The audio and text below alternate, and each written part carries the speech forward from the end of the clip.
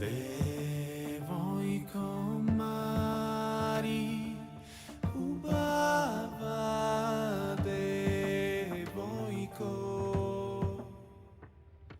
sipni mi vince da pija, devojko. Дядо, приказки си ми разказвал много. И за лека нощ, и за добро утро. Все приказки ми разказваше дядо. Аз те слушах в леглото под топлите завивки, а ти вечно ми говориш. Време е да си сменим ролите, дядо. Сега ти ще ме слушаш, но не под завивките на леглото, а под истиналата проклета почва. А аз ще ти разказвам. Ще ти разказвам, дядо, за България. За всичко, което ти изживя, аз ще помня. Ще помня за теб и ще разказвам. Не само на теб, а и на тях, на хората, на българите, които са заспали. Не заспивайте, вие сте българи. Дядо, това е за теб и за България.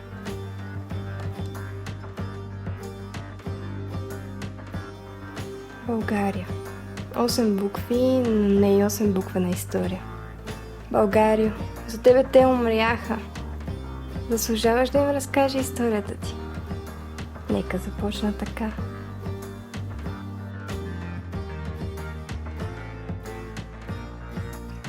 Имало едно време, някъде преди много години, в земята на розите и тръните, наречена България, започна една удивителна история.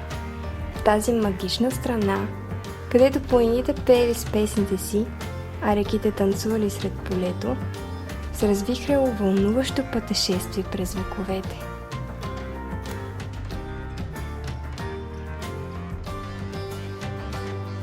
На първите страници на нашата приказка се разкрива историята на траките, стародавните обитатели на този край, които обичали свободата и природата. В течение на времето тези древни хора създали тайнствени светилища и уникални златни съкровища, които донесли слава на техните земи. Така идват и времената на създателя Аспарух и неговата първа българска държава, основана през 681 година.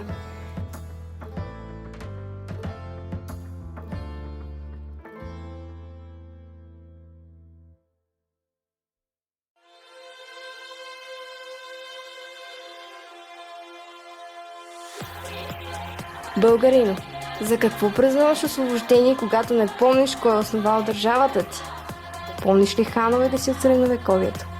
Помниш ли хронологията си? Не я. Затова аз ще ти я кажа.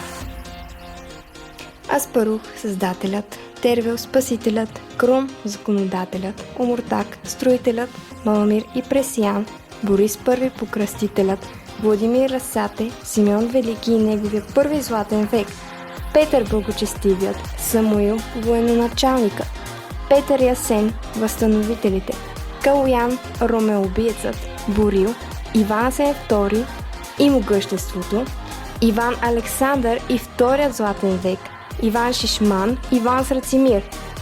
Това са хора, управлявали години след възходи и падения.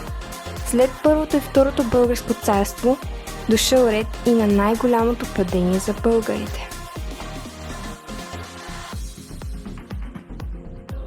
Най-тежкият период от българската история – османското владичество, което ти, българино, не помниш.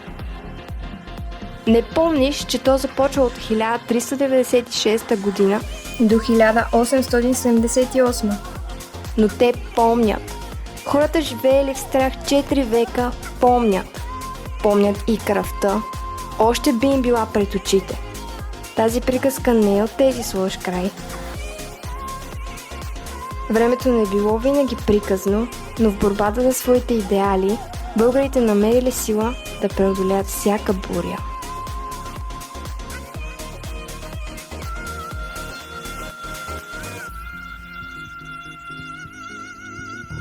Ако ние сами не се освободим, то с който ни освободи, той ще и да ни пороби.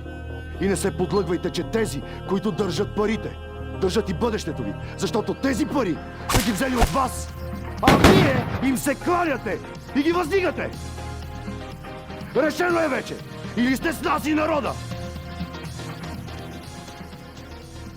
или ще ви пратим при черните души.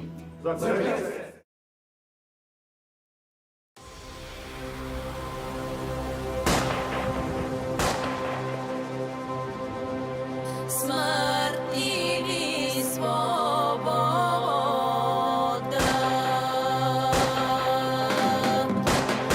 И така, във вълнуващата си приказка, България продължава своето пътешествие през историята, със своите трудове и победи, с радости и тъги, но винаги със сърце, което бие в ритъм на свободата и красотата на тази уникална страна. Историята на България е като приказка, която никога не спира да вълнува и вдъхновява с нови и нови страници от своята книга. Българино, заспа ли?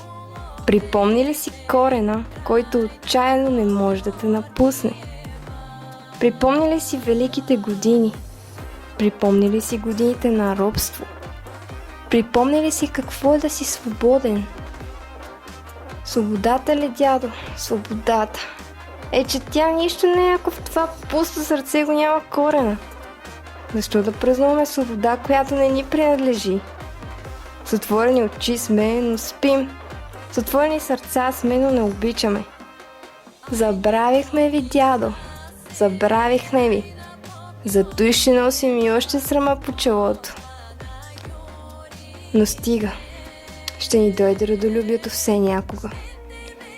Може би, когато гледаме самарското знаме, ехтяло от вятъра на историята, ще си спомним, че той е символ на нашия дух и неоспоримата воля за свобода. През годините, където камъкът на свободата е бил прегазен от тежестта на чуждестранни господари, българският народ не се е предавал. В очите на нашите храбри предци се отразява духът на свободата, който днес ни въздъхва чест и уважение.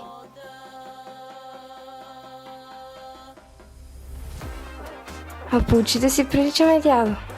Носите на лицето ми. Отразяваш се. Ти си там и ми напомняш за произхода ми. Тъмният нюанс на кафявото. Същия като на корена. Българския.